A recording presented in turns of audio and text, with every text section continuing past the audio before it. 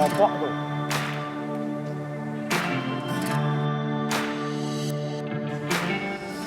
Saya Suparno Jumar, biasa dipanggil Pak D. Saya salah satu relawan komunitas peduli Ciliwung di Bogor. Sehari-hari saya dari hari Senin sampai hari Jumat, saya menjadi salah satu tim satuan tugas naturalisasi Sungai Ciliwung yang kemudian itu atas dorongan teman-teman komunitas kepada pemerintah Kota Bogor. Kemudian di hari Sabtu atau hari Minggu atau di luar jam kerja biasanya kami melakukan kegiatan yang sifatnya kerelawanan, terutama di isu-isu lingkungan khususnya di tata kelola sampah. Ya, tiap hari saya boleh dibilang selalu bersinggungan dengan persoalan Sungai Ciliwung atau sumber daya air pada umumnya di Kota Bogor.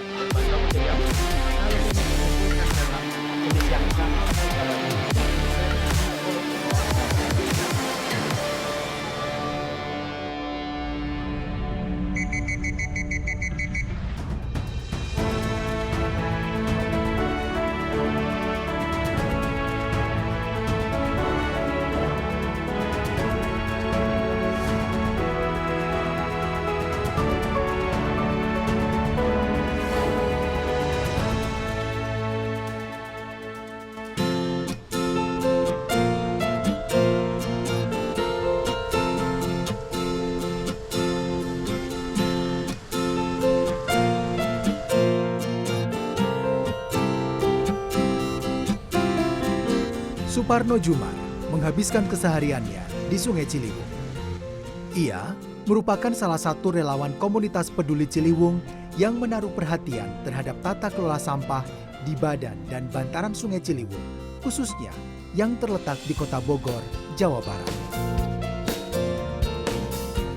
Setiap hari, pria berusia separuh abad ini memunguti sampah yang ada di hulu Sungai Ciliwung.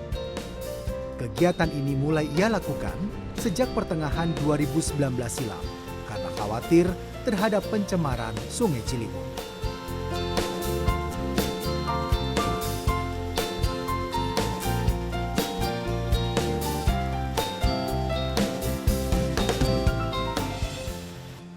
Ya, sungai adalah salah satu sumber bahan baku air bersih. Selain setu, danau, kemudian juga waduk. Ketika beberapa sumber bahan baku air bersih dalam hal ini sungai, ketika tercemar, proses memproduksi bahan baku air bersih itu akan menjadi sulit, akan menjadi mahal. Nah, beban selanjutnya adalah kita sebagai konsumen dari air minum yang kemudian akan mendapatkan beban ketika kita membayar penggunaan air bersih. Nah, esensi yang coba kami bangun selama ini adalah selain sungainya juga yang yang sehat, ekosistemnya yang baik, kemudian juga sumber daya airnya sehat sehingga esensi dari semua makhluk hidup bahwa semuanya membutuhkan air. Ketika semuanya terlambat untuk memperbaiki keadaan, inilah ancaman sesungguhnya kita hari ini dan masa depan. Suparno tak sendirian. Ia kerap melakukan kolaborasi dengan warga, lembaga swadaya masyarakat, dan pemerintah Kota Bogor untuk membersihkan hulu Sungai Ciliwung.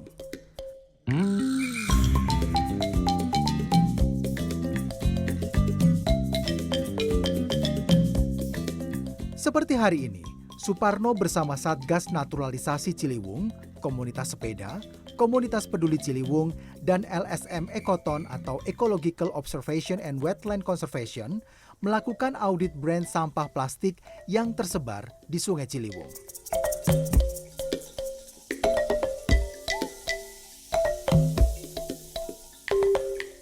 Sampah-sampah plastik ini nantinya akan dikumpulkan lalu diidentifikasi produsennya.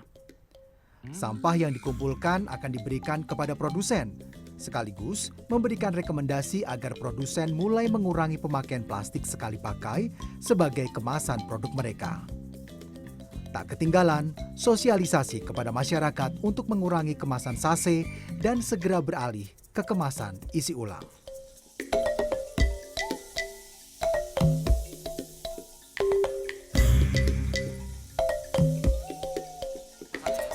Pesannya dengan tulisan sederhana dan singkat tolak sasetan, harapannya masyarakat ini melihat dan mampu mencerna apa yang pesan kita sampaikan lewat poster itu. Tolak sasetan artinya ya masyarakat diharapkan beralih dari keseringan menggunakan produk sasetan, lebih menggunakan produk ataupun sejenis kopi, kayak sabun ataupun bahan kebutuhan pokok lainnya menggunakan sistem refill, tidak menggunakan saset-saset kecil. Jadi harapannya masyarakat setelah melihat poster yang kita bentangkan atau melihat kegiatan kita, harapannya masyarakat bisa berubah untuk tidak lagi menggunakan banyak sasetan di kehidupan sehari-hari seperti itu. Ya, rumah tangga.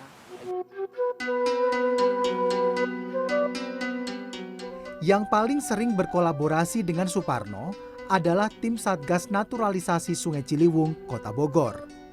Dengan keterbatasan sumber daya manusia, kehadiran relawan seperti Suparno sangat membantu upaya menjaga Sungai Ciliwung dari gempuran sampah.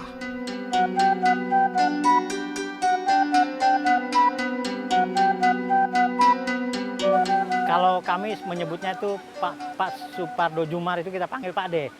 Pak De itu sudah identik terakhirnya dengan sungai, identik dengan komunitasnya, yang sekarang melekat di tubuhnya itu sebagai seorang motivator, pendamping kami.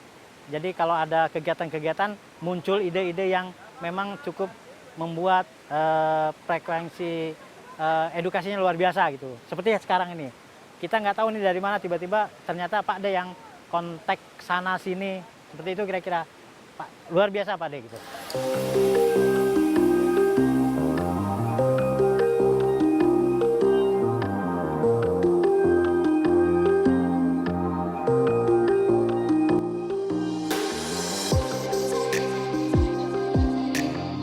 Sungai Ciliwung memiliki panjang sekitar 119 km, terbentang melintasi 2 provinsi di bagian barat Pulau Jawa.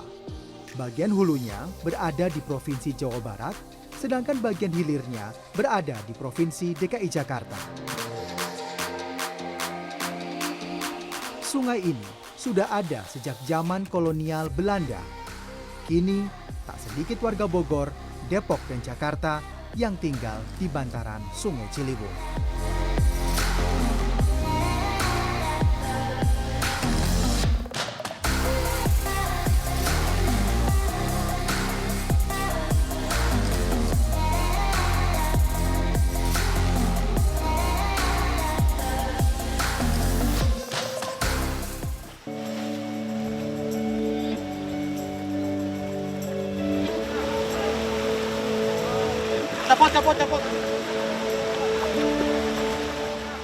Ya, awal-awal ya pastilah namanya seorang istri ya ada rasa khawatir, pasti ada. Namanya kita di kali kan kita curah hujan nggak tahu, tiba-tiba dari atas hujan air banjir dan kita nggak tahu, makanya karena sesuka ini ya udah hati-hati aja katanya.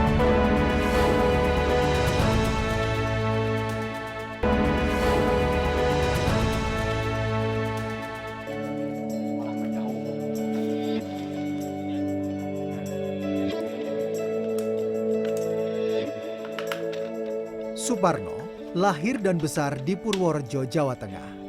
Ketertarikan Suparno terhadap sungai sudah ada sejak ia masih kecil. Ia mulai merantau ke Jakarta usai menamatkan pendidikan SMA pada 1995. Ia sempat bekerja sebagai karyawan swasta di beberapa perusahaan yang terdapat di ibu kota. Namun, sejak 2018, ayah 4 orang anak ini memilih berhenti dari pekerjaan regulernya dan mulai mendedikasikan dirinya sebagai relawan peduli Sungai Ciliwung. Sebelumnya, ia menafkahi keluarganya dari pendapatan tetap per bulan yang ia dapatkan dari perusahaan tempatnya bekerja. Namun kini, dengan statusnya sebagai relawan, pendapatannya tidak tetap.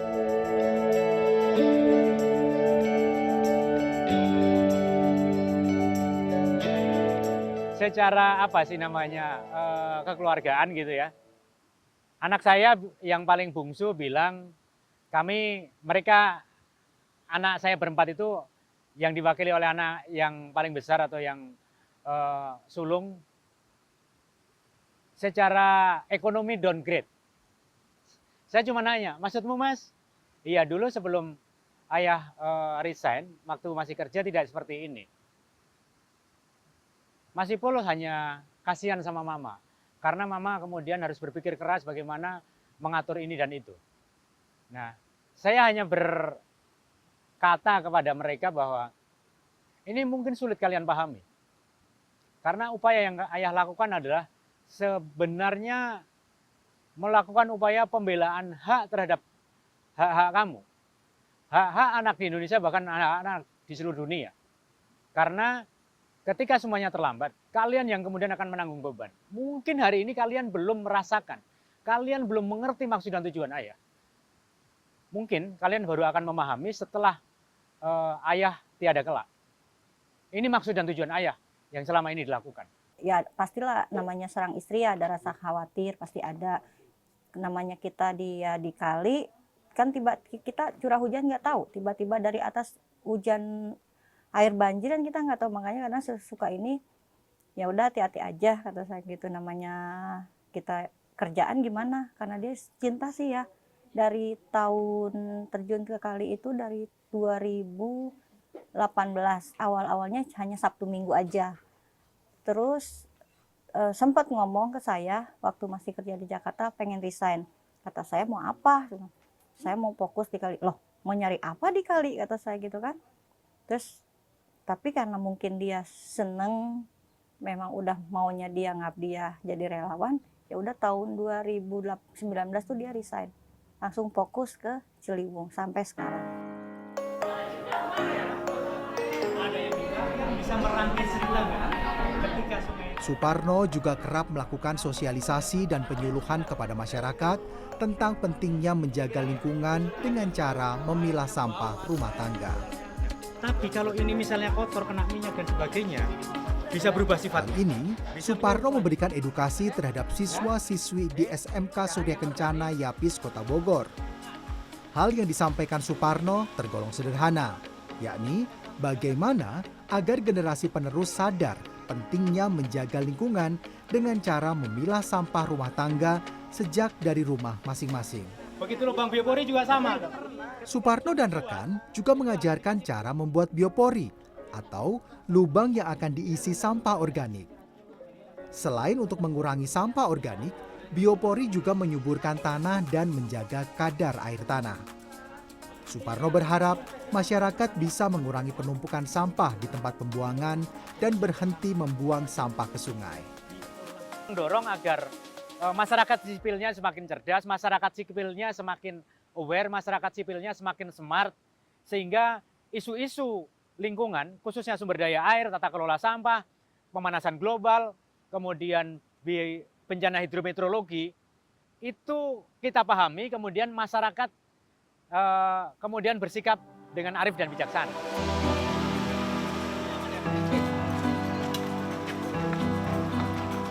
Tata kelola Sungai Ciliwung melibatkan pemerintah lintas provinsi. Suparno berkolaborasi dengan komunitas dan relawan Sungai Ciliwung lainnya untuk menyampaikan persoalan Sungai Ciliwung ke pemerintah yang daerahnya bersinggungan dengan Sungai Ciliwung, seperti Kabupaten Bogor, Kota Depok, dan Provinsi DKI Jakarta. Kemudian secara infrastruktur, pemerintah bersama stakeholder yang lain mempersiapkan infrastruktur yang mencukupi agar sampah yang kemudian sudah dikelola, mana yang bisa diolah di situ, mana yang tidak. Kemudian juga ada infrastruktur pendukung yang bisa menyelesaikan sampah-sampah yang kemudian dihasilkan. Sampah plastik, sampah kain, bahkan sampai residu. Jadi jangan sampai sampah-sampah itu katakanlah dibuang di alam bebas, kemudian juga ke sungai, atau ditumpuk begitu saja di tempat pembuangan akhir sampah.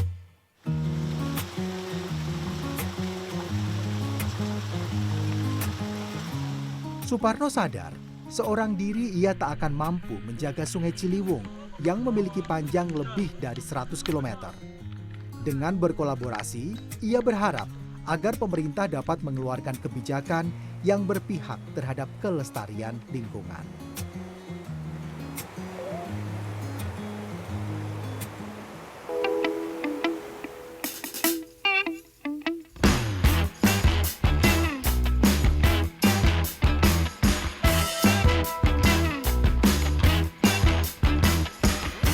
kemudian saya melewati arus yang seperti itu, kemudian hidung saya kemasukan air. Saya kehilangan kesadaran.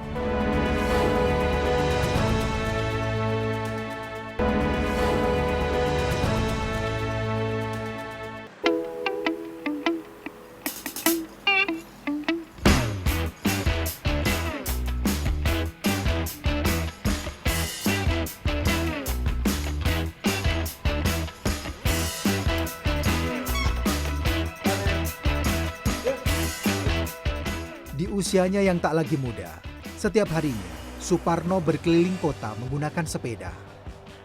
Dengan sepedanya pula, Suparno menjangkau titik-titik Sungai Ciliwung yang terdapat di Kota Bogor, tak jauh dari tempat tinggalnya. Rutinitas ini biasanya ia lakukan sejak pagi hingga sore hari.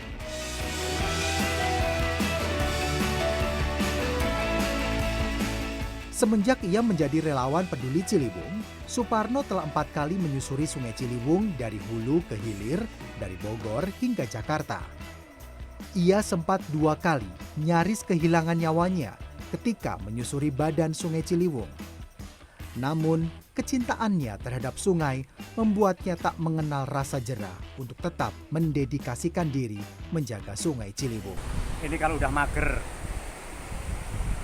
jadi ini di tengah pinggir sungai, ini ada di agak pusaran gitu dengan latar belakang pohon loa itu. Kemudian ya udah istirahat aja di sini sambil muter-muter aja udah. Sampai betul-betul udah ini muter aja udah di sini nih. Tuh ada Bang Ipul juga lagi muter-muter juga.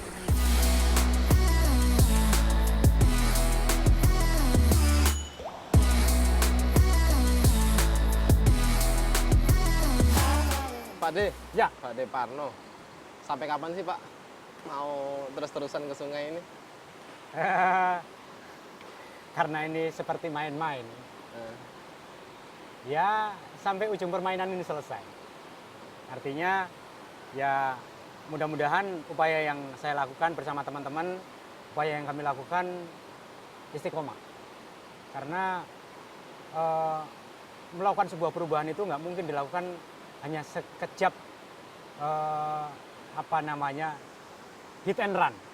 Tapi memang harus dilakukan terus-menerus ketika katakanlah nih upaya dari sisi kami yang usianya sudah kolonial, sudah tidak memungkinkan lagi. Harapannya memang kemudian ada orang-orang muda yang kemudian melanjutkan. Supaya proses yang kemudian dilakukan itu tidak dari nol lagi. Tapi katakanlah sebuah proses perjalanan, katakanlah kami sudah sampai 5 langkah atau 10 langkah, nah yang melanjutkan adalah di titik terakhir itu. Kemudian dilanjutkan lagi. Tapi Pak, buat Pak De Parno nih yang menghabiskan keseharian di Sungai Ciliwung ini, kondisinya di detik ini seperti apa Pak? Antara Sungai Ciliwung dengan sampah-sampahnya itu Pak yang paling berguna. Oke, jadi kalau berbicara sampah dan sungai, itu memang terutama di aspek pengelolaan sungainya, itu tidak bisa secara parsial. Katakanlah kebijakan atau program pemerintah itu harus nyambung. Pemerintah Kota Bogor sejak tahun 2018 bulan Oktober kemudian sudah ada tim yang secara khusus setiap hari bersama masyarakat yang tinggal di bantaran sungai. Mereka belajar bersama-sama menyelesaikan masalah-masalah yang ada di bantaran sungai. Kemudian juga teman-teman Satgas melakukan upaya-upaya penanganan sampah yang katakanlah masuk di badan sungai. Nah, ini Kota Bogor. Nah, akan lebih bersemangat lagi, akan lebih bagus lagi, akan lebih berdampak lagi ketika Kota Bogor sudah melakukan, Kabupaten Bogor juga melakukan, Kota Depok juga melakukan, Kota Jakarta juga melakukan. Artinya berbicara ini, katakanlah ya, Kota Bogor lebih bersemangat saat ini.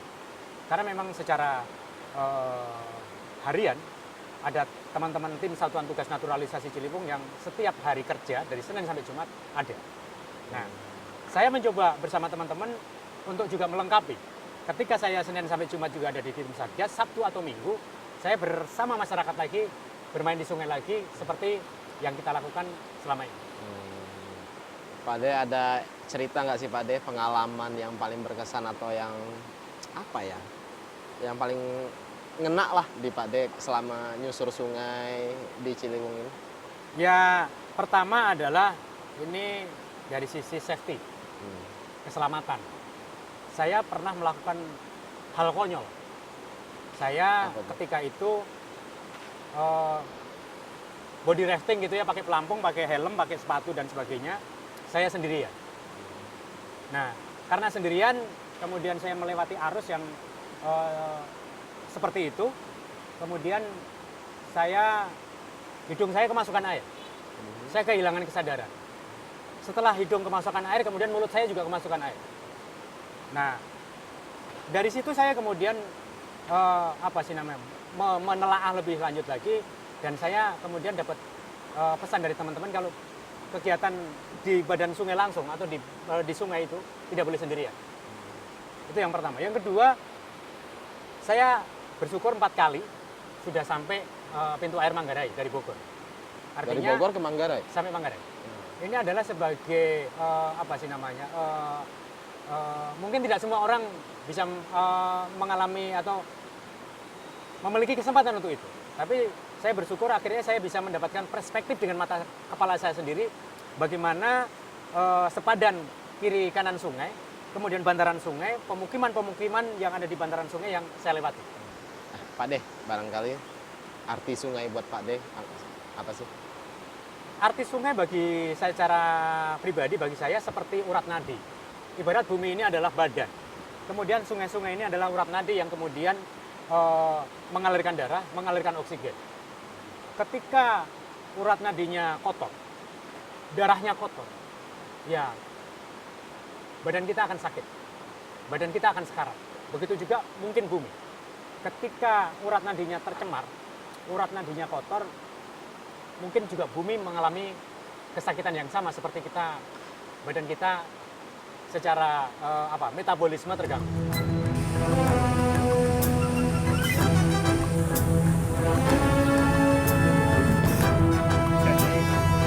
Ya, harapannya adalah hubungan antara manusia dengan alam itu harmoni.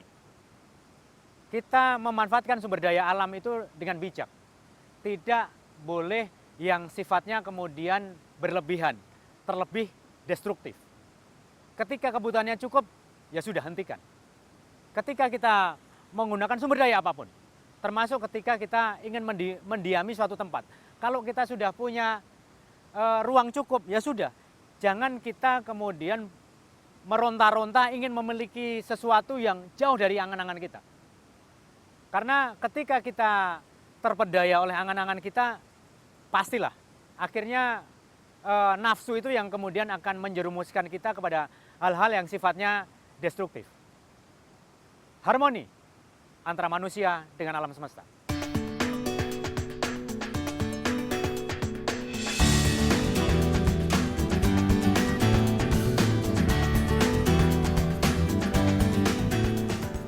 Harapannya sederhana.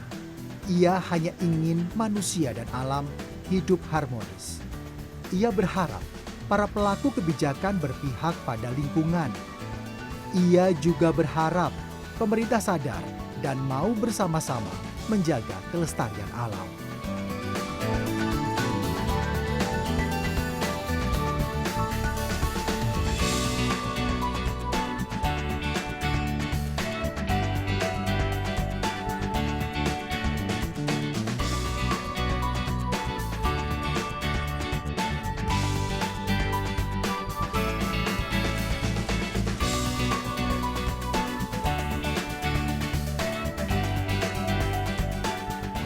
Indonesia negara agraris, konon penghasil beras.